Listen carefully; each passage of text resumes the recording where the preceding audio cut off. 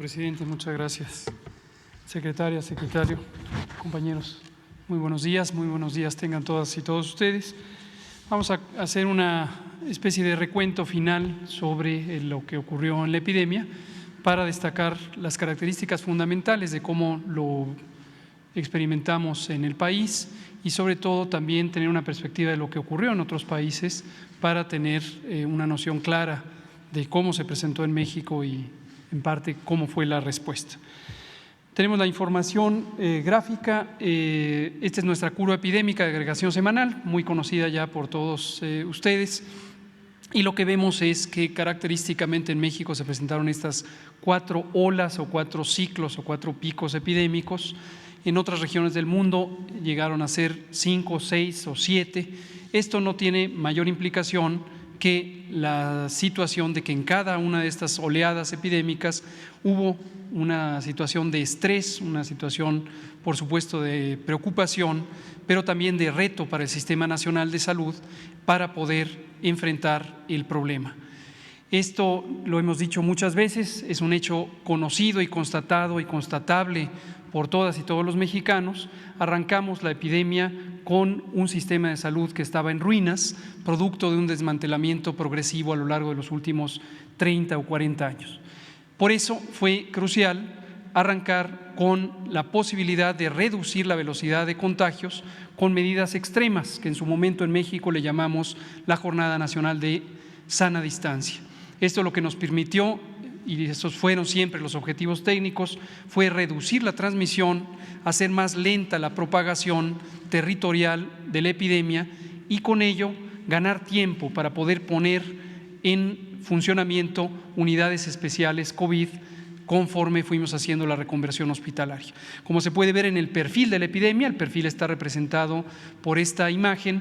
La primera oleada es una oleada donde la curva epidémica fue sumamente plana comparado con lo que ocurrió en otros países del mundo en esa misma temporada, al inicio de la epidemia, pero también se puede ver de manera muy clara y dramática con la comparación de las otras olas epidémicas sucesivas.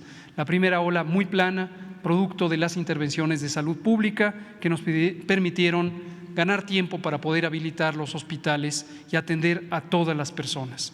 Posteriormente tuvimos la oleada de la variante Delta, que fue la más agresiva, como lo mostraré en el dato de mortalidad y de hospitalización, la tercera ola con algunas de las otras variantes y finalmente la oleada de Omicron, que pueden ver fue 3 veces más grande que la tercera ola, pero afortunadamente ya estábamos en una alta cobertura de vacunación y la cantidad de hospitalizaciones y de funciones fue considerablemente más baja. En las últimas 5 semanas, como lo revelamos hace una semana, hemos tenido ya una reducción muy sostenida de la epidemia. Llevamos más de 3 meses donde tenemos una reducción invariante, cada vez se mantiene una cantidad de casos mínima. Esto va a ser relevante para considerar cuál es el estado actual de la epidemia y la perspectiva futura. La siguiente, por favor. Como decía, en los impactos importantes o más destacables, más lamentables también de la epidemia, está la enfermedad grave, que aproximadamente en 5% de la población infectada por el virus SARS-CoV-2 se presentó, con la necesidad de hospitalizar a las personas. Y ahí vemos el mismo perfil, 4 oleadas, pero en contraste con los casos, vemos que una vez que empezamos a vacunar, en las olas 3 y 4 tuvimos una cantidad, una proporción de personas hospitalizadas sustancialmente menor a lo que ocurrió al inicio de la epidemia. En la sombra de color claro que se ven estas 2 gráficas, la de arriba camas generales, la de abajo camas de terapia intensiva, vemos la capacidad hospitalaria que mantuvimos en todo momento y que logramos con la reconversión en las primeras 6 semanas de la epidemia. Vean ustedes en el extremo izquierdo de las gráficas cómo teníamos una muy limitada capacidad hospitalaria, pero en 6 semanas logramos montar esa capacidad y la sostuvimos a lo largo de toda la epidemia, teniendo prácticamente el doble de camas de lo que en su momento fue necesario utilizar para atender a las personas. En este momento se ha mantenido también muy estable la reducción de la hospitalización, 3% de ocupación en camas generales, 1% en camas de terapia intensiva y en algunas entidades federativas ya varios días consecutivos con ninguna ocupación de las unidades de cuidados críticos COVID. Esto lo que nos permite es identificar también una estabilidad en este impacto tan importante. Y finalmente, respecto al perfil de la epidemia, la mortalidad, la situación más delicada, más lamentable de cualquier enfermedad es la pérdida de la vida. Y lo que vemos también es esta característica de que una vez que empezamos a vacunar, logramos llegar a la tercera y sobre todo a la cuarta ola con una población fundamentalmente protegida de los desenlaces que puede proteger la vacuna contra COVID en cualquiera de sus variantes o marcas. Y lo que vemos es que tuvimos una reducción también de la mortalidad que se ha mantenido en estas últimas 3 meses, ha reducido 10 veces la mortalidad y se mantiene ya en cifras mínimas. Siempre decimos que quede muy claro, aunque fuera una sería muy lamentable, pero en términos epidemiológicos es una reducción muy sustancial. 4 defunciones en promedio diario en las últimas semanas. Al final de los cierres semanales llegamos a 8, pero entre 4 y 8 el número de defunciones diarias en promedio. Vamos entonces ahora a ver la vacunación. La vacunación, como se sabe, se presentó un programa, una estrategia desde diciembre, el 8 de diciembre de 2020. Iniciamos la vacunación en 2021, en 2020 de hecho, el día de Nochebuena, el 24 de diciembre, y no hemos parado de vacunar, como se ve en esta gráfica que tiene una línea continua diagonal, en donde es el ritmo que hemos mantenido la vacunación a lo largo de todo este tiempo. Hemos puesto ya casi 200 millones de dosis en 85.8 millones de personas. Esto es tan solo para el esquema primario. Y esto nos ha permitido llegar, la siguiente por favor, a una cobertura general de 87% de la población elegible de 14 años en adelante y para la población adulta de 90%. Esto permite alcanzar un grado de inmunidad poblacional muy alto, que es precisamente lo que permite tener una lenta propagación, pero además una protección muy importante contra los desenlaces graves. Por su parte, iniciamos los refuerzos hace ya varios meses y hoy tenemos los operativos especiales en el mes de abril para alcanzar una cobertura óptima también de los refuerzos en todas las personas que recibieron el esquema primario de 1 o 2 dosis. Y seguimos llamando a la población a que aproveche este mes de abril para lograr vacunarse si es que no lo ha hecho o no ha recibido el refuerzo. Hasta el momento 56% de cobertura en los refuerzos, esto es 45.7 millones de personas que ya han sido vacunadas con el esquema de refuerzo. Y en el operativo abril, si contabilizamos lo que hemos puesto desde el inicio del mes de abril, son 6.3 millones de dosis, principalmente de refuerzo. 500,000 todavía fueron dosis del esquema primario, personas que no se habían vacunado, pero ya fueron vacunadas, y 5.8 millones en el esquema de refuerzo. Ya para terminar, hacemos un anuncio de abrimos el registro para la vacunación universal de niñas y niños de 12 años en adelante. El registro estará abierto a partir de este próximo jueves, 28 de abril, y se trata de que no solamente niñas y niños con comorbilidades, como lo hemos venido haciendo desde hace 4 meses y medio, sino también todos los niñas y niños sanos de 12 años en adelante ya van a ser disponibles las vacunas para que las reciban. Cobertura universal a partir de los 12 años.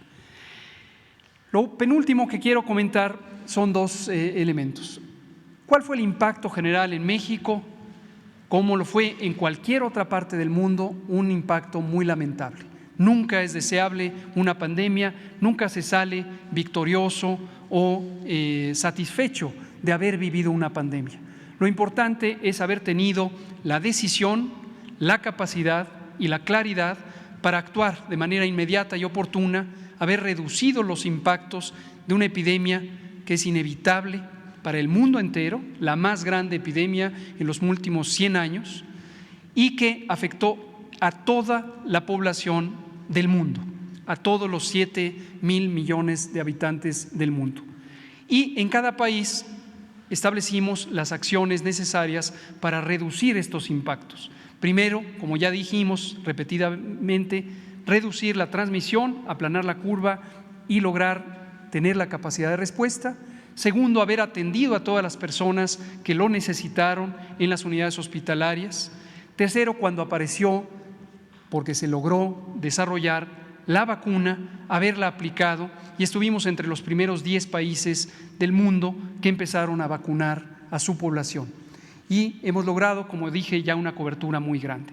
Esto se refleja en los impactos, que los podemos ver en esta tabla que aquí hemos presentado también repetidamente, sobre la comparación con todos los países del mundo. En esta tabla aparecen los primeros 30 en orden de mortalidad, cuántas defunciones ocurrieron por millón de habitante, y podemos ver que de los primeros 30, México quedó hasta el momento en el lugar 28 dentro de esos primeros 30. ¿Y con qué nos estamos comparando? Con los países que aparecen en esta tabla, y ustedes pueden ver en la región, si la hacemos un poquito más grande, por favor, en la región de América hay varios países que desafortunadamente tuvieron estos impactos más grandes. Perú, por ejemplo, podemos ver también Brasil, desde luego, un segundo país más poblado de la región. Vemos también otros países en la región europea que tuvieron impactos más grandes. Chile en lugar número 16, Estados Unidos en el lugar número 17 de mortalidad, Armenia, Argentina dentro de la región, Colombia dentro de la región, Trinidad y Tobago también en nuestro continente, en otras regiones Bélgica, Italia, Grecia, Paraguay en nuestro continente, Reino Unido de Gran Bretaña en la región europea, y entonces vemos ya a México y posteriormente Rusia, Ucrania como los países dentro de este primer bloque de 30. Esto lo dejamos claro, como lo hemos repetido muchas veces, nunca es deseable tener ni una sola defunción, pero también consideramos que es importante que la población tenga claridad de cómo contendió México y cuáles fueron los resultados. Se propagó durante una parte muy larga de la epidemia una mentira construida de que éramos el país con la cuarta mortalidad más grande del mundo. Eso ya se redujo, ya solo algunos columnistas de cuando en cuando insisten en esta mentira, que fue una fabricación. Los datos objetivos, accesibles a todo el mundo, están ahí para mostrarlo. Y vemos ahora sí la última diapositiva. La Organización Mundial de la Salud analiza ya desde hace varias semanas cuáles pueden ser las perspectivas de esta epidemia, cuándo ya podemos decir que ya no estamos en un estado epidémico. En algún momento tenemos que decidirlo y tiene que ser con bases científicas, con bases técnicas. Esto es importante porque COVID-19, el virus SARS-CoV-2, no se va a ir de la humanidad como no se ha ido casi ninguno de los virus respiratorios que han causado epidemias, incluida la influenza. Y tenemos que transitar ya del estado epidémico que nos mantiene con una serie de medidas especiales que afectan a múltiples aspectos del bienestar social de las personas, de las comunidades, de los pueblos, de los países, a un estado de vivir con el virus en sus características. Este estado técnicamente le llamamos estado epidémico, al estado agudo, y al estado prolongado le llamamos estado endémico, es decir, ya vivir con el virus. Para los virus respiratorios, característicamente, hay fluctuaciones, hay cambios. Durante la temporada de calor bajan los contagios, durante las temporadas de frío suben los contagios. Influenza es el modelo más característico y es muy probable que COVID-19 empiece a comportarse de esa manera, con veranos de baja transmisión y otoños, inviernos de transmisión más importante. Pero así viviremos. En la medida en que tengamos una alta inmunidad de la población, los impactos serán menores. La Organización Mundial de la Salud analiza algunos criterios y los comentamos aquí. Son estos 4 criterios que permitirían identificar la posibilidad de reconocer el fin del estado epidémico. Y vemos en corchetes en esta misma imagen cuál es la situación actual de México, que es la que acabo de comentar. El primer criterio es una alta capacidad de respuesta.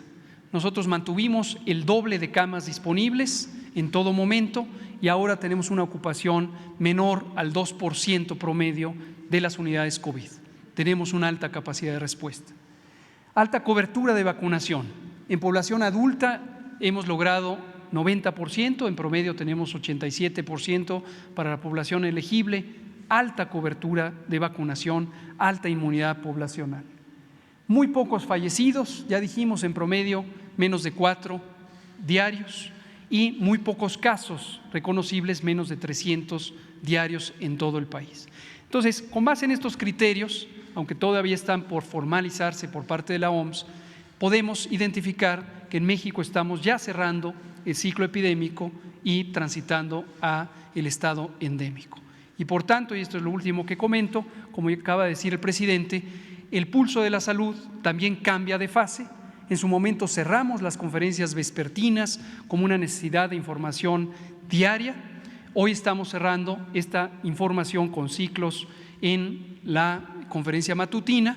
Publicaremos el boletín informativo ya con periodicidad semanal y, por supuesto, el trabajo detrás de la cortina sigue vigente.